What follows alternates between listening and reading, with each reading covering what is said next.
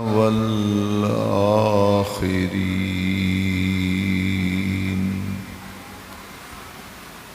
وعلى آله وأصحابه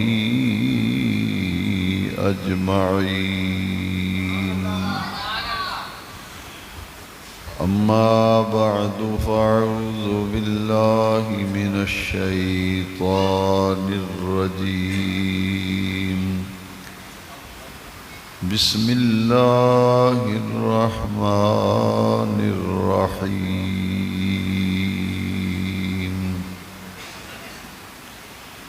إنا أرسلناك شاهدا ومبشرا ونذيرا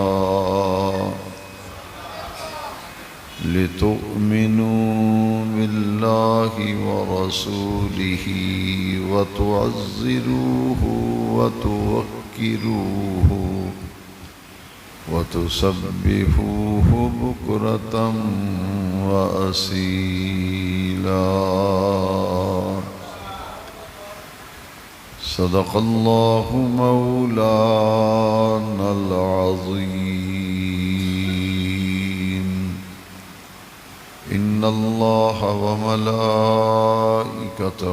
يصلون على النبي يا أيها الذين آمنوا صلوا عليه وسلموا تسليما. الصلاة والسلام عليك يا سيدي يا رسول الله وعلى آلك وأصحابك يا سيدي یا خاتم النبیین.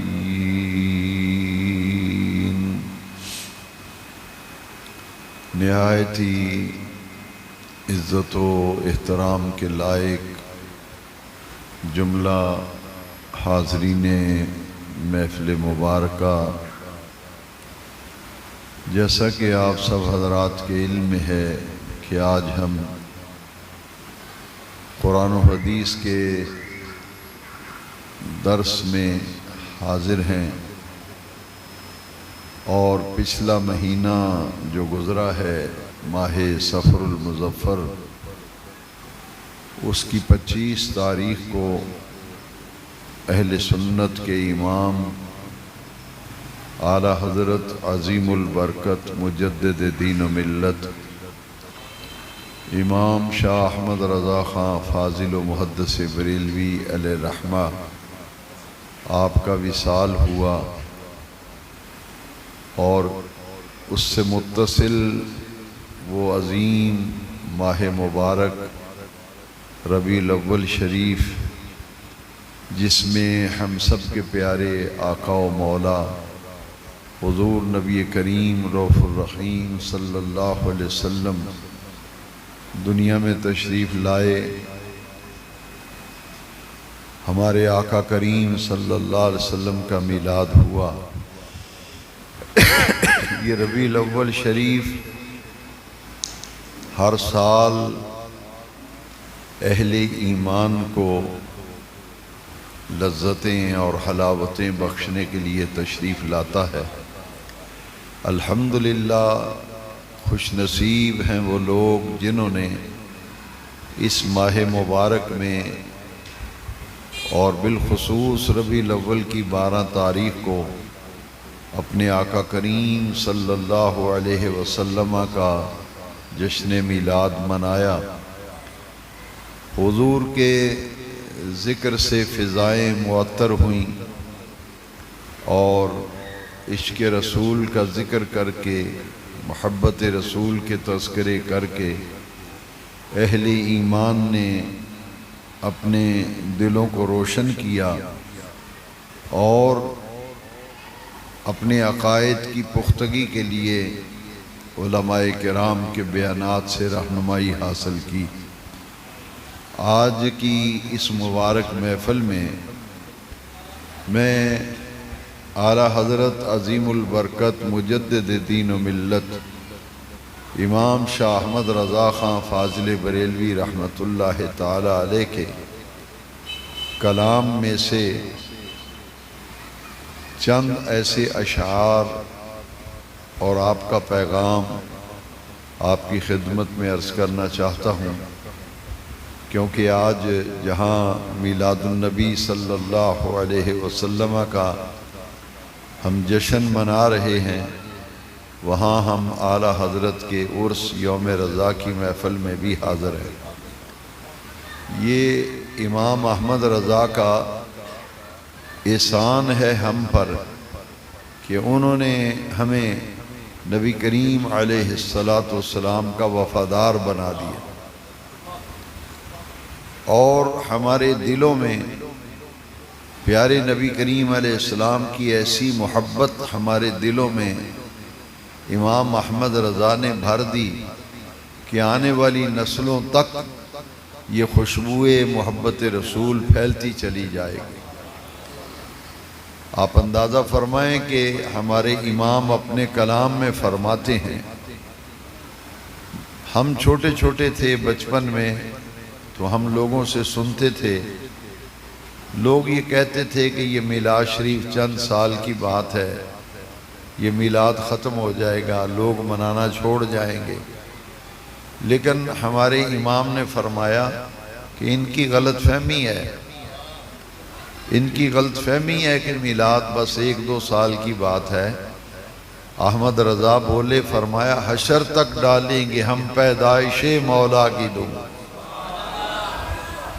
حشر تک ڈالیں گے ہم پیدائش مولا کی دھوم، مثل فارس نجد کے قلعے گراتے جائیں گے۔ اور امام احمد رضا اعلیٰ حضرت نے بڑا حوصلہ دیا یا رسول اللہ کہنے والوں کو۔ آپ نے فرمایا کہ گھبرانا نہیں، کسی کی باتوں میں نہیں آنا، یہ حضور کا ذکر وہ ہے جسے اللہ تعالیٰ نے بلند کیا ہے، تو حضور کا ذکر کسی کا محتاج نہیں۔ احمد رضا نے کہا کہ رہے گا یوں ہی ان کا چرچا رہے گا، رہے گا یوں ہی ان کا چرچا رہے گا، پڑے خاک ہو جائیں جل جانے والا، خاک ہو جائیں عدو جل کر، مگر ہم تو رضا، دم میں جب تک دم ہے ذکر ان کا سناتے جائیں گے۔ یہ بڑا قابل غور شعر ہے، یہ اپنے ایمان کی جو قوت ہے اس کا اظہار بریلی کے تاجدار کر رہے ہیں۔ فرماتے ہیں خاک ہو جائیں عدو جل کر، مگر ہم تو رضا، دم میں جب تک دم ہے ذکر ان کا سناتے جائیں گے۔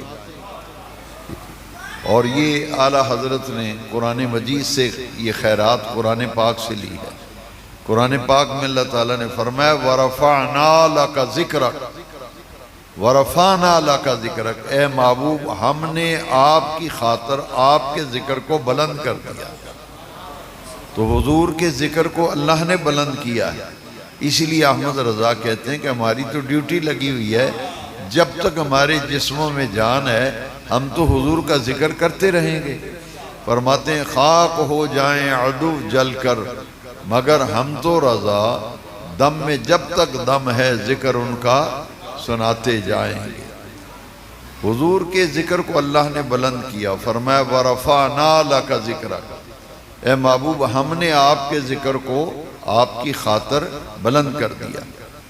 اور میرے امام فرماتے ہیں، امام احمد رضا فرماتے ہیں وَرَفَعْنَا لَكَ ذِكْرَكَ کا ہے سایہ تجھ پر، وَرَفَعْنَا لَكَ ذِكْرَكَ کا ہے سایہ تجھ پر، بول بالا ہے تیرا ذکر ہے اونچا تیرا، بول بالا ہے تیرا ذکر ہے اونچا تیرا۔ تو حضور کے ذکر کو اللہ نے رفعت عطا فرمائی۔ یہ ہماری خوش نصیبی ہے کہ اللہ کریم نے اس ذکر کی ہمیں توفیق بخشی ہے۔ میں نے سورہ فتح میں سے 26واں پارہ ہے اور سورہ فتح کی آیت مبارکہ ہے، اس آیت کریمہ میں اللہ تبارک و تعالی نے اپنے محبوب صلی اللہ علیہ وسلم کے مقام اور مرتبے کا ذکر فرمایا، اور اپنے محبوب علیہ السلام کی انگنت شانوں میں سے 3 شانوں کا ابتدا میں ذکر فرمایا۔ اللہ کریم نے فرمایا اِنَّا أَرْسَلْنَاكَ شَاهِدًا وَمُبَشِّرًا وَنَذِيرًا، اے پیارے محبوب صلی اللہ علیہ وسلم، ہم نے آپ کو بھیجا، اِنَّا أَرْسَلْنَاكَ، ہم نے آپ کو بھیجا، شاہدن، شاہد بنا کر، مبشر بنا کر، نذیر بنا کر، اِنَّا أَرْسَلْنَاكَ شَاهِدًا وَمُبَشِّرًا وَنَذِيرًا، اے پیارے محبوب ہم نے آپ کو شاہد، مبشر اور نذیر بنا کے بھیجا۔ حضور کی 3 شانیں بیان کر کے اللہ تعالیٰ نے 3 حکم پھر ارشاد فرمائے، لِتُؤْمِنُوا بِاللَّهِ وَرَسُولِهِ، 3 شانیں بیان فرمائیں اور بعد میں 3 حکم ارشاد فرمائے۔ پہلا حکم یہ ہے، فرمایا ہم نے اپنے محبوب کو شاہد، مبشر، نذیر بنا کے بھیجا ہے، اور بھیجا اس لیے ہے لِتُؤْمِنُوا بِاللَّهِ وَرَسُولِهِ، تاکہ تم ایمان لاؤ اللہ پر اور اللہ کے رسول پر۔ لِتُؤْمِنُوا بِاللَّهِ وَرَسُولِهِ، تاکہ تم ایمان لاؤ اللہ پر اور اللہ کے رسول پر، وَتُعَزِّرُوهُ وَتُوَقِّرُوهُ، اور میرے محبوب کی خوب خوب تعظیم بجا لاؤ، میرے محبوب کی خوب خوب عزت کرو۔ تو اللہ پر ایمان لاؤ، اللہ کے رسول پر ایمان لاؤ، وَتُعَزِّرُوهُ وَتُوَقِّرُوهُ، اور میرے محبوب کی خوب خوب تعظیم کرو۔ پھر ارشاد فرمایا وَتُسَبِّحُوهُ بُكْرَةً وَأَصِيلًا، کہ صبح بھی اللہ کی تسبیح بیان کرو اور شام بھی اللہ کی تسبیح بیان کرو۔ یعنی سورج نکل رہا ہو تو پھر بھی تمہاری زبانوں پر جاری ہونا چاہیے سبحان اللہ، سبحان اللہ، اور سورج غروب ہو رہا ہو تو تب بھی تمہاری زبانوں پر یہی جاری ہو سبحان اللہ، سبحان اللہ، سبحان اللہ۔ میرے نبی کریم علیہ السلام کی اس حوالے سے ایک حدیث شریف ہے، نبی کریم علیہ السلام نے فرمایا کہ جو بندہ سورج نکلتے وقت اور سورج غروب ہوتے وقت، دونوں اوقات میں، سورج نکل رہا ہو تب بھی اور سورج غروب ہو رہا ہو تب بھی، جو بندہ 100 مرتبہ پڑھتا ہے سبحان اللہ وبحمدہ، میرے نبی پاک صلی اللہ علیہ وسلم نے فرمایا اس کے گناہ سمندر کے جھاگ کے برابر بھی ہوں تو اللہ تعالیٰ معاف فرما دیتا ہے۔ سورج نکلتے وقت اور غروب ہوتے وقت جو 100 مرتبہ پڑھتا ہے سبحان اللہ وبحمدہ، فرمایا اس کے گناہ سمندر کی جھاگ کے برابر بھی ہوں تو اللہ سبحانہ و تعالیٰ معاف فرما دیتا ہے۔ اب پوری آیت میں جب غور کیا تو اللہ کریم نے اپنے محبوب کی 3 عظمتیں اور شانیں بیان کر کے جو حکم دیا ہے وہ ہے لِتُؤْمِنُوا بِاللَّهِ وَرَسُولِهِ، اللہ اور اس کے رسول پر ایمان لاؤ، وَتُعَزِّرُوهُ وَتُوَقِّرُوهُ، اور میرے محبوب کی خوب خوب عزت اور احترام کرو۔ اور بعد میں حکم دیا کہ صبح اور شام اللہ کی تسبیح بیان کرو، وَتُسَبِّحُوهُ بُكْرَةً وَأَصِيلًا۔ مفسرین کرام فرماتے ہیں کہ یہاں ترتیب اللہ تعالیٰ نے بدل دی، چاہیے تو یہ تھا کہ پہلے اللہ تعالیٰ اپنی تسبیح کا ذکر کرتا اور اپنے پیارے محبوب کریم علیہ السلام کی عزت اور احترام اور توقیر کرنے کا حکم بعد میں دیتا، لیکن بے نیاز رب نے پہلے محبوب کریم کی تعظیم اور توقیر، ادب و احترام کرنے کا حکم دیا اور اپنی تسبیح کا حکم بعد میں دیا، ترتیب بدل دی۔ کیوں؟ اس لیے فرمایا کہ جو میری تسبیح بیان کرے پہلے میرے محبوب کی عزت کرے، احترام کرے اور تعظیم بجا لائے۔ میں عبادت اور تسبیح اس کی قبول کروں گا جو پہلے میرے محبوب کی تعظیم بجا لائے، اور پہلے میرے محبوب کا ادب و احترام کرے، بعد میں میری تسبیح بیان کرے، تو گویا جو نبی کریم کی عزت نہیں کرتا، احترام نہیں کرتا، ادب نہیں کرتا، تعظیم و توقیر نہیں کرتا، اس کی تسبیح قبول نہیں۔ تسبیح اور عبادت اس کی قبول ہے جو دل و جان سے نبی پاک کی تعظیم بجا لاتا ہے۔ تو اس آیت مبارکہ میں نبی کریم کی تعظیم، توقیر اور ادب اور احترام کرنے کا حکم دیا گیا۔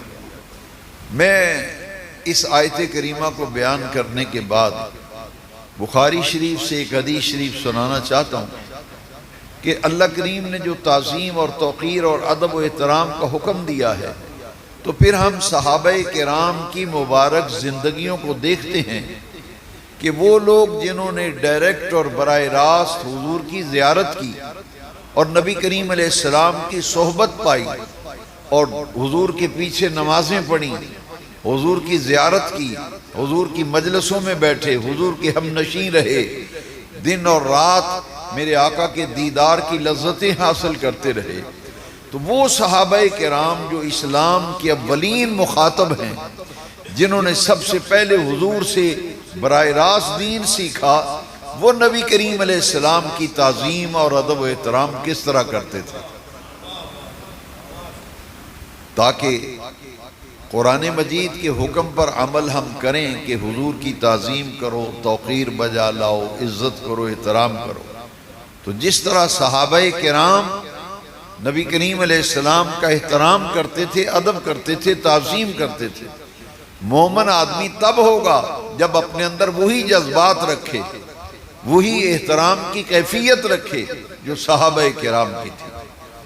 صحیح بخاری شریف کے اندر ہے کہ صلح حدیبیہ کے موقع پر، بیعت رضوان کے موقع پر نبی کریم صلی اللہ علیہ وسلم جب احرام باندھ کر مکہ شریف تشریف لے گئے مدینہ منورہ سے، تو حدیبیہ کے مقام پر حضور رکے۔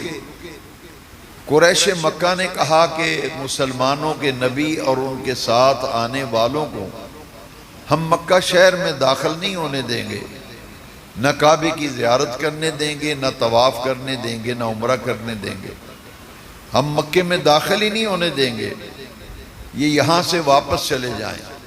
اس لیے کہ انہیں اندیشہ تھا کہ شاید نبی کریم علیہ السلام مکے پہ حملہ کرنے آئے ہیں، یہ قبضہ کرنے آئے ہیں، فتح کرنے آئے ہیں۔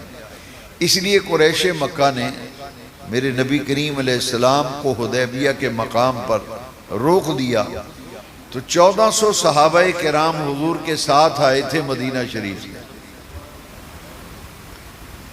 حدیبیہ کے مقام پر جب ٹھہرے تو قریش مکہ سے مذاکرات کے لیے نبی کریم علیہ السلام نے حضرت عثمان غنی ذی النورین رضی اللہ عنہ کو اپنا نمائندہ بنا کے بھیجا، ترجمان بنا کے بھیجا کہ جا کے مکے والوں سے کہو کہ ہم کعبے پہ قبضہ کرنے نہیں آئے، مکے پہ حملے کا ہمارا کوئی ارادہ نہیں، نہ مکے کو فتح کرنے کا ارادہ ہے، نہ حملہ کرنے کا ارادہ ہے، ہم نے احرام باندھے ہوئے ہیں، ہم طواف کعبہ کریں گے، عمرہ کریں گے، اللہ کے گھر کی زیارت کر کے واپس چلے جائیں گے۔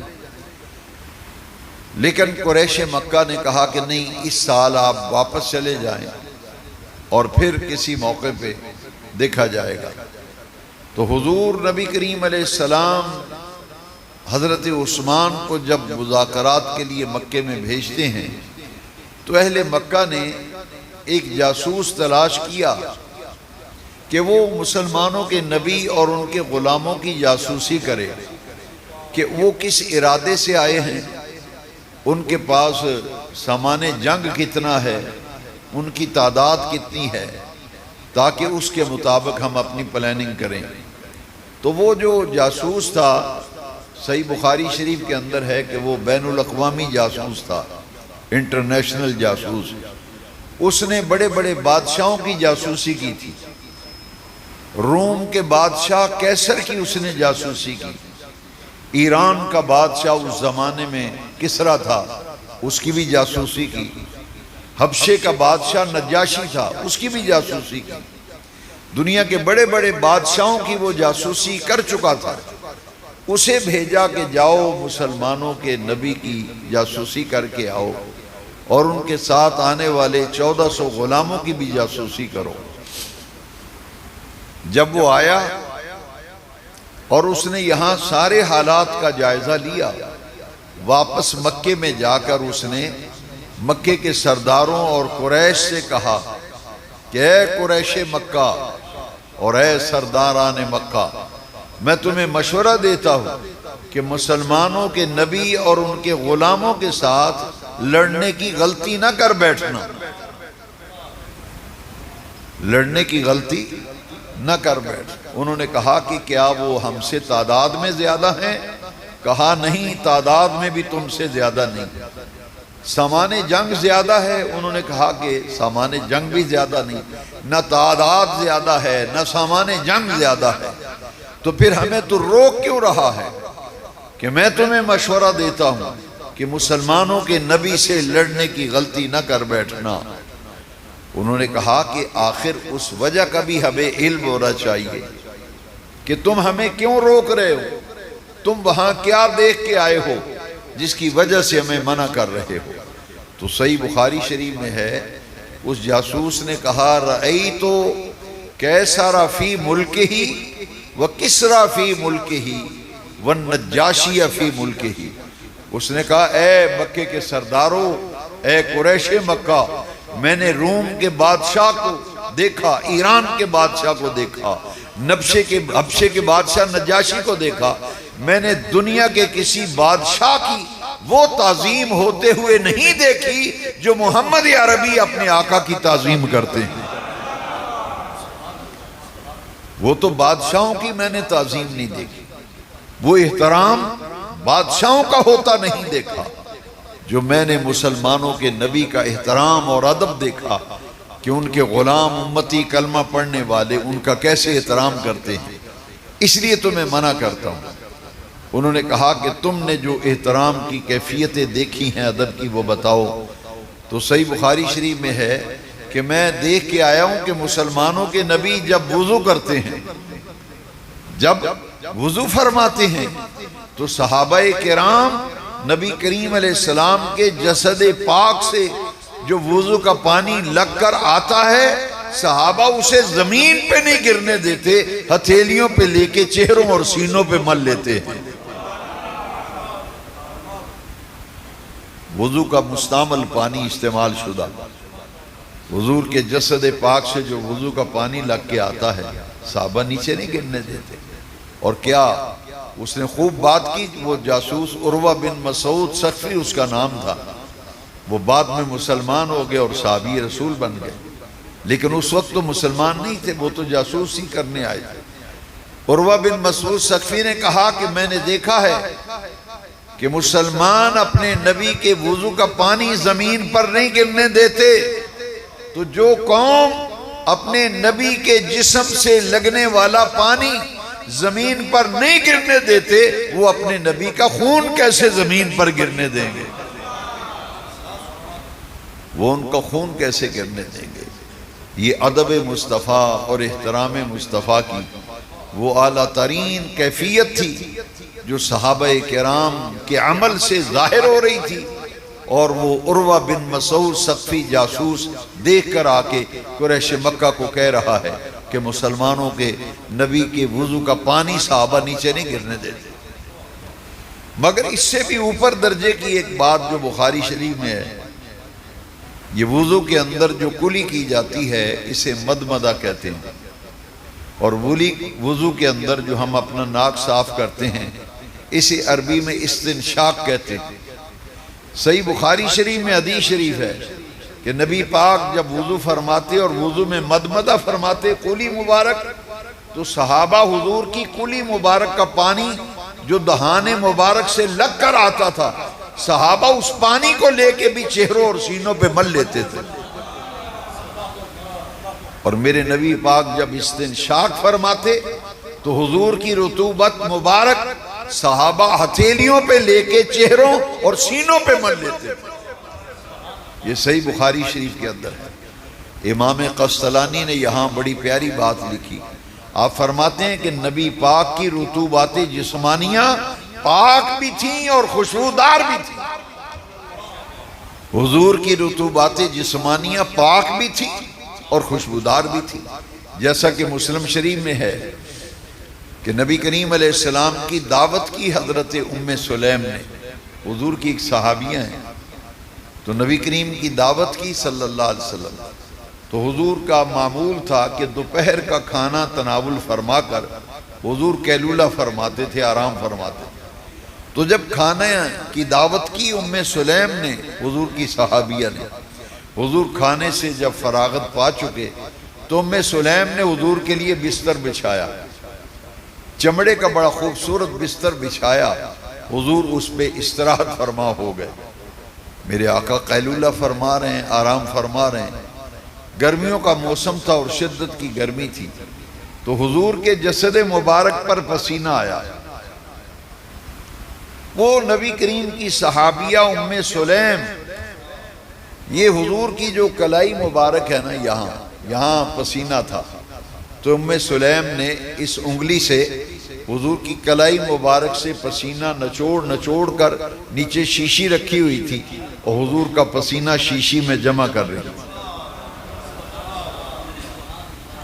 میں اس آیت کریمہ کی تفسیر آپ کو سمجھا رہا ہوں. اللہ کریم نے فرمایا وَتُعَزِّرُوهُ وَتُوَقِّرُوهُ, میرے محبوب پیارے نبی کی خوب تعظیم, ادب اور احترام اور توقیر بجا لاؤ. اب صحابہ کیسے حضور کی تعظیم بجا لاتے تھے کہ ام سلیم تو حضور کا پسینہ شیشی میں جمع کر رہی ہیں. میرے آقا کریم بیدار ہوئے نا, تو حضور نے فرمایا اے ام سلیم یہ کیا کر رہی ہو؟ عرض کی آقا آپ کا پسینہ اللہ نے بنایا ہے خوشبودار, تو میں آپ کا پسینہ شیشی کے اندر جمع کر رہی ہوں. یہ پسینہ جمع کرنے کی وجہ کیا ہے؟ اس نے کہا کہ ہمارے عربوں کا رواج ہے کہ ہم جب بیٹیوں کی شادیاں کرتے ہیں تو بڑا قیمتی عطر جو ہے وہ جہیز میں رکھتے ہیں, اور جب دلہن کو گھر سے رخصت کرتے ہیں تو لڑکی والے دلہن کو بھی خوشبو لگاتے ہیں اور دولہا کو بھی خوشبو لگا کے عطر لگا کر گھر سے رخصت کرتے ہیں. تو میری بیٹی کی چند دنوں کے بعد شادی ہے. ام سلیم کہتی ہیں چند دنوں کے بعد میری بیٹی کی شادی ہے. میں نے سوچا کہ آپ کا پسینہ بے نیاز رب نے خوشبودار بنایا ہے, تو میں بازار سے عطر لینے کی بجائے آپ کا پسینہ لے لیتی ہوں. جب بیٹی کو رخصت کروں گی تو دلہن کو بھی پسینہ لگا دوں گی اور دلہا کو بھی پسینہ لگا. اب دلوں میں نبی کریم کا پیار رکھنے والوں, حضور سے محبت کرنے والوں, آپ کا جشن ولادت شان و شوقت اور عزت و آبرو سے منانے والے حضور کے دیوانوں مستانوں, ذرا دیکھیے میرے نبی کریم علیہ السلام کو اللہ تبارک و تعالی نے کتنی عرفہ اور اعلیٰ شان عطا فرمائی ہے کہ آپ کا پسینہ مبارک خوشبودار تھا اور ام سلیم شیشی کے اندر حضور کا پسینہ جمع کر رہی ہے. اور جب بیٹی کی شادی کا وقت آیا تو انہوں نے کیا کیا, دلہن کو تیار کر کے آراستہ و پہراستہ کر کے جب بیٹی کو گھر سے وہ رخصت کرنے لگے تو حضور کا پسینہ انہوں نے دلہن کو لگایا, دلہن کو حضور کا پسینہ لگایا اور اپنے داماد اور دولہا کو بھی پسینہ لگایا نبی کریم, اور گھر سے رخصت کر دیا اور پسینے والی شیشی بھی ساتھ دے دی تحفے میں. اب سیرت کی کتابوں میں لکھا ہے کہ اس دلہا دلہن کے ہاں جو اولاد پیدا ہوئی ان کے جسم سے نبی پاک کے پسینہ مبارک کی خوشبو آتی تھی. جس دلہا اور دلہن کو حضور کا پسینہ مبارک لگا کے رخصت کیا گیا, ان کے گھر میں جو اولاد پیدا ہوتی ان کے جسم سے بھی حضور کے پسینے کی خوشبو آتی تھی. کتنی نسلوں تک؟ اللہ اکبر. میں نے جب پڑھا تو ایمان تازہ ہو گیا. 10 پشتوں تک 10 پشتوں تک ان کی نسل در نسل, اولاد در اولاد ان کے گھر میں جو بھی بچہ بچی پیدا ہوتا اس کے جسم سے نبی پاک کے پسینہ مبارک کی خوشبو آتی تھی، اور پورے محلے میں ان کا نام کیا مشہور ہو گیا؟ ان کا نام مشہور ہو گیا بیت المطیبین۔ بیت المطیبین، خوشبو والوں کا گھر۔ جس گھر میں نبی پاک کے پسینہ مبارک کی شیشی تھی نا، حضور کے پسینہ کی مبارک کی خوشبو پورے محلے میں جاتی تھی، اور ان کا نام مشہور ہو گیا بیت المطیبین، خوشبو والوں کا گھر۔ اب کوئی اجنبی آدمی ملنے کے لیے آتا نا کہ یار میں فلانے گھر جانا ہے، تو وہ کہتے اچھا اچھا وہ جو خوشبو والوں کا گھر ہے، وہ جو خوشبو والوں کا گھر ہے، کہتے اچھا اچھا اس نے جانا ہے یار وہ جو خوشبو والوں کا گھر ہے، جس میں پیارے نبی پاک صلی اللہ علیہ وسلم کے پسینہ مبارک کی شیشی پڑی ہوئی ہے، اور پورا محلہ نبی پاک کے پسینہ مبارک کی خوشبوؤں سے مہک اٹھتا ہے۔ 10 پشتوں تک ان کی اولاد سے نبی پاک کے پسینہ مبارک کی خوشبو آتی تھی۔ صحابہ نے حضور کا وضو کا پانی لے کر چہروں اور سینوں پہ ملا۔ ایک بات اور، چونکہ وقت اتنا ہی ہے پھر نماز کا وقت ہو جائے گا، میرے نبی پاک صلی اللہ علیہ وسلم حجامت جب بنواتے، میں یہ نقطہ عرض کر رہا ہوں آج کے درس میں کہ صحابہ حضور کی کس طرح تعظیم کرتے تھے، صحابہ نبی پاک کا کس قدر احترام اور ادب کرتے تھے، ان کے دلوں میں اپنے نبی کریم صلی اللہ علیہ وسلم کی عزت کس درجے میں موجود تھی۔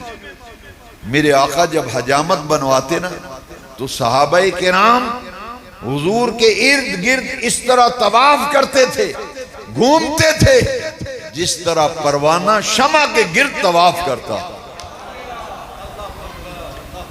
حضور کی حجامت مبارک کے بال کٹ رہے ہیں تو صحابہ حضور کے ارد گرد گھومتے تھے اور اپنی جھولیاں پھیلا کر حضور کے منہ مبارک سنبھال لیتے تھے، حضور کے منہ مبارک سنبھالتے تھے۔ حضرت سیدنا خالد بن ولید رضی اللہ عنہ، سیف من سیوف اللہ، سپہ سالار اسلام، جن کو میرے نبی کریم نے فرمایا یہ خالد اللہ کی تلواروں میں سے ایک تلوار ہے، سیف من سیوف اللہ، یہ اللہ کی تلوار ہے خالد بن ولید۔ وہ جس جنگ میں جاتے تھے کبھی ناکام نہیں ہوئے تھے، ہر جنگ میں فتح یاب ہو کے آتے۔ تو ہر جنگ میں فتح ہونے کا راز کیا تھا؟ انہوں نے اپنی ٹوپی میں پیارے نبی کریم علیہ السلام کا ایک منہ مبارک، حضور کی حجامت مبارک کا کٹا ہوا ایک بال اپنی ٹوپی میں سیا ہوا تھا، تو خالد بن ولید منہ رسول والی ٹوپی پہن کر جس جنگ میں جاتے تھے فتح یاب ہو کے آتے۔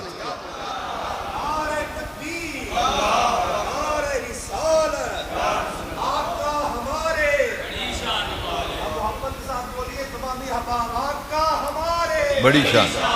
ایک جنگ میں حضرت سیدنا خالد بن ولید رضی اللہ عنہ، سیف من سیوف اللہ، ان کی ٹوپی گر گئی، اونٹی پہ بیٹھے تھے، ٹوپی گر گئی نا تو آپ فوراً اونٹی سے نیچے اتر کے ٹوپی ڈھونڈنے لگے۔ اب آپ اندازہ فرماؤ جنگ ہو رہی ہو تو سپہ سالار ٹوپی تلاش کر رہا ہے۔ جتنے بڑے بڑے کمانڈر تھے انہوں نے کہا کہ آپ سپہ سالار ہیں اور جرنیل ہیں پوری فوج کے، تو آپ کو ٹوپی کی فکر پڑی ہوئی ہے، ہزاروں ٹوپیاں پھر مل جائیں گی، چھوڑیے ٹوپی کو، تلواریں چل رہی ہیں، تیر برس رہے ہیں، ریزوں کی جھنکار ہے، اور آپ ٹوپی ڈھونڈتے پھرتے ہیں۔ آپ پریشان نہ ہو، سینکڑوں ٹوپیاں اور مل جائے گی۔ حضرت خالد بن ولید نے فرمایا تمہیں کیا خبر کہ مجھے اس ٹوپی کی تلاش کیوں ہے؟ میں نے اپنی ٹوپی میں اپنے آقا کریم کا ایک منہ مبارک سیا ہوا ہے، اور منہ مبارک کی برکت سے جس جنگ میں جاتا ہوں فتح یاب ہو کے واپس آتا ہوں۔ اگر وہ ٹوپی ہی گم ہو گئی تو جنگ کیسے جیتیں گے؟ فرمایا اس لیے مجھے حضور کی ٹوپی کی تلاش ہے۔ حضور کا کلمہ پڑھنے والوں، میلاد شریف منانے والوں، کتنے خوش نصیب ہیں آپ کہ اللہ کریم نے آپ کو وہ دولت دی، وہ نعمت دی جسے محبت رسول کہتے ہیں، جسے عشق مصطفیٰ کہتے ہیں۔ یہ دولت اللہ تعالیٰ نے دی ہے تو صرف یا رسول اللہ کہنے والوں کو عطا کر۔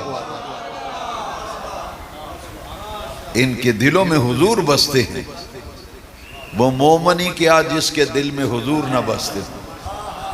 ڈاکٹر اقبال نے بڑی پیاری بات کی ہے۔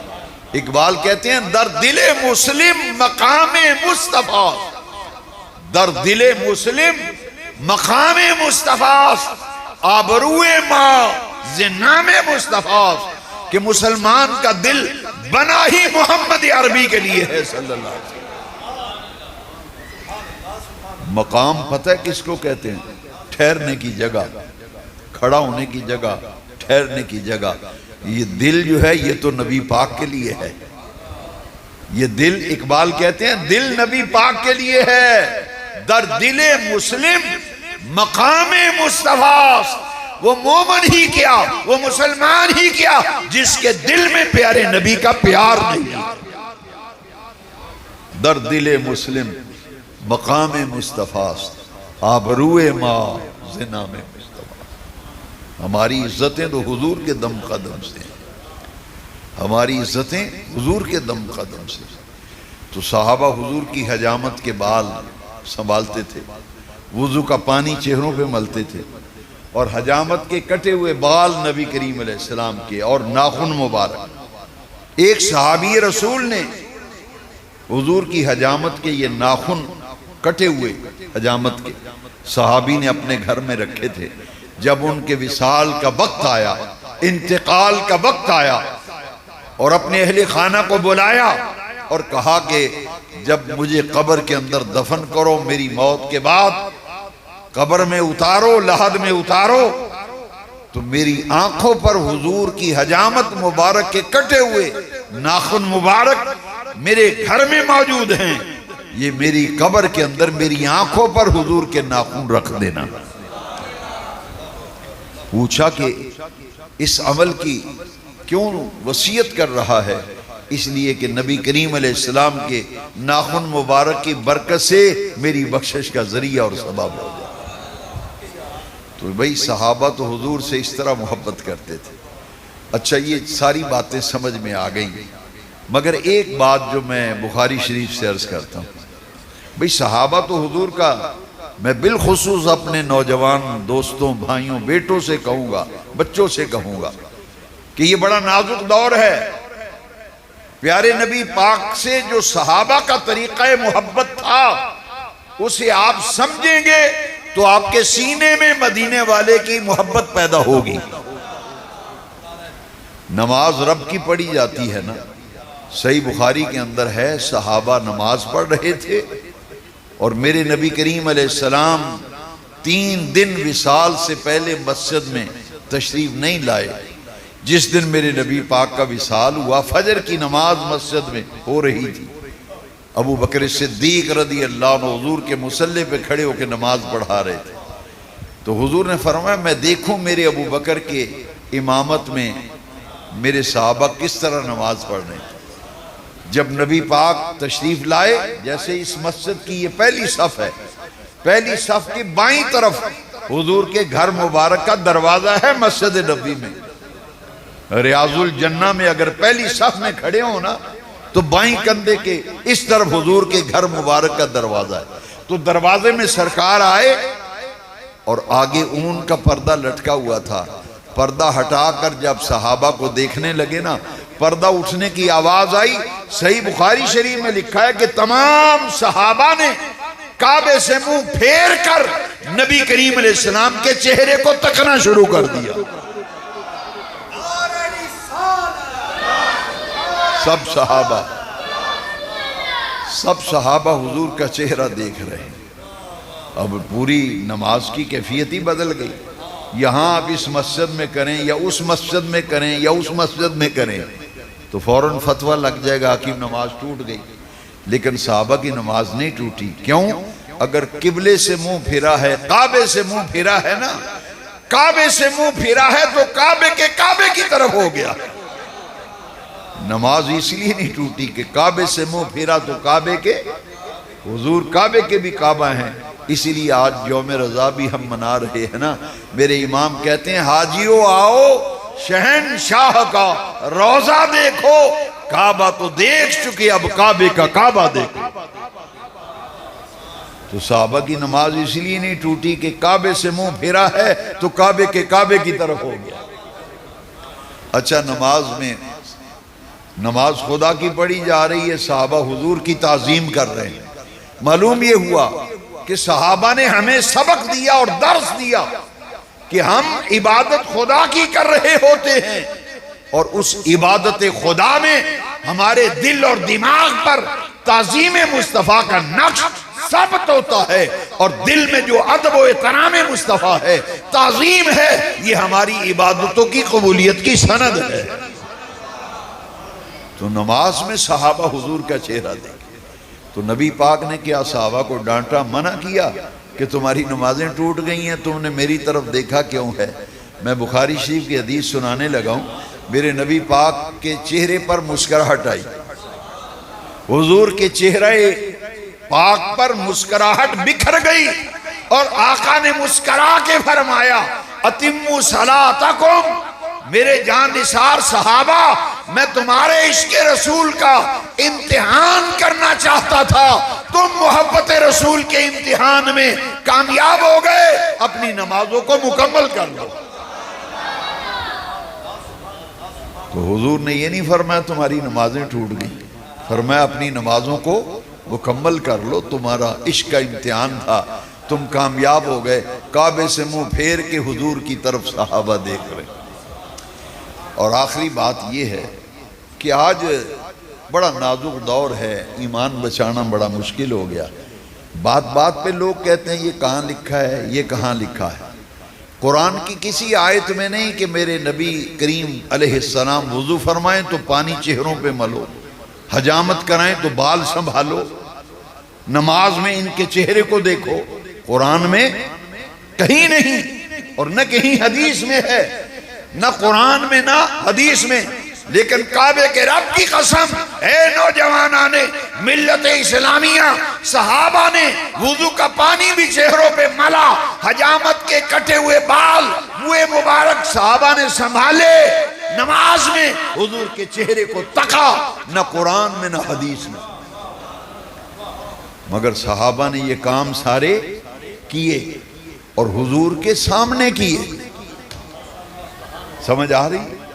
یہ کام کیے اور حضور کے سامنے کیے۔ لو سنو ایک مسئلہ یاد رکھنا، ائمہ محدثین فرماتے ہیں وہ کام جو نبی کریم علیہ السلام کے سامنے کیا جائے، وہ عمل جو حضور کے سامنے کیا جائے اور پیارے نبی پاک اس سے منع نہ فرمائیں، اس کام سے منع نہ فرمائیں، خاموش ہو جائیں، تو وہ صحابہ کا عمل سنت تقریری بن جاتا ہے۔ وہ عمل سنت، صحابہ نے یہ سارے کام کیے نا یارو، نہ قرآن میں نہ حدیث میں، مگر صحابہ نے یہ کام کیے۔ کسی صحابی نے یہ نہیں کہا کہ قرآن میں تو ہے نہیں تو ہم کیوں کریں، حدیث میں نہیں ہے ہم کیوں، صحابہ نے یہ نہیں کہا۔ کیوں؟ اس لیے نہیں کہا کہ ان کے دلوں میں مدینے والے کا پیار تھا، محبت تھی، اور محبت دلیل کی محتاج نہیں ہوتی، محبت دلیل کی محتاج نہیں ہوتی۔ جب ہی صحابہ نے محبت میں آ کر میرے آقا کے وضو کا پانی بھی چہروں پہ ملا، حجامت کے کٹے ہوئے بال بھی سنبھالے، اور نماز میں رخ مصطفیٰ کو بھی صحابہ نے دیکھا۔ محبت دلیل کی محتاج۔ مجھے ایک آدمی کہنے لگا کہ ہم تو وہ کام کرتے ہیں جو نبی کریم کے صحابہ نے کیا ہے، ہم وہ کام کرتے ہیں جو نبی پاک کے صحابہ نے کیا ہے۔ میں نے کہا چلو ایک کام میں آپ کو بتا دیتا ہوں تو آپ وہ کام کریں۔ میں نے کہا چلو یہ بھی نہیں میں شرط لگاتا، زندگی میں ایک مرتبہ اپنی مسجد میں کر کے دکھا دو بس۔ اچھا، بس ایک مرتبہ کریں اپنی مسجد میں، تاکہ ہم بھی کہیں کہ یہ وہ کام کرتے ہیں جو صحابہ نے کیا۔ وہ میں نے مسلم شریف کی حدیث پیش کی، اللہ کی عزت کی قسم ہے پانی پانی ہو گیا۔ میں نے کہا سرکار کی حدیث ہے، یہ حدیث کھول کے میں نے دکھائی، یہ مسلم شریف ہے۔ میرے آقا کی آمد پر مدینہ منورہ جب جلوس نکلا نا آمد مصطفیٰ کا، تو مسلم شریف میں ہے عورتیں چھتوں پہ چڑھی ہوئی تھی، بچے گلیوں میں جھوم رہے تھے، نوجوان جوان صحابہ مدنی صحابہ مچل کر آقا کریم کی آمد کا جشن منا رہے تھے، اور صحابہ نعرہ لگا رہے تھے، مدنی نوجوان صحابہ نعرہ لگاتے تھے۔ مسلم شریف میں ینادونا یا محمد و یا رسول اللہ۔ میں نے کہا یہ مسلم شریف میں لکھا ہے، صحابہ نے آمد مصطفیٰ کے جلوس میں یا محمد و یا رسول اللہ کے نعرے لگائے، تو آپ کم از کم وہ کام کر کے دکھا دو جو صحابہ نے کیا تھا۔ حضور کی آمد پر بچیوں نے دف بجا کر حضور کا استقبال کیا۔ طلع البدر